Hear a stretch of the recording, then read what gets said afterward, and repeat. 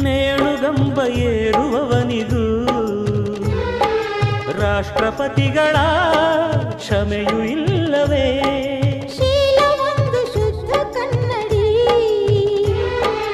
ಒಡೆದು ಹೋದರೆ ಬೆಸುಗೆ ಸಾಧ್ಯವೇ? ಕ್ಷಮೆ ಕೊಡು, ಇಲ್ಲ ಅದು ಶಿಕ್ಷೆ ಕೊಡು, ಇದೇ ಅದು. ಸಾಯಲ್ಲ ಮರೆಯಲಿಲ್ಲ ಹಾವು ಕೋಲಿದು.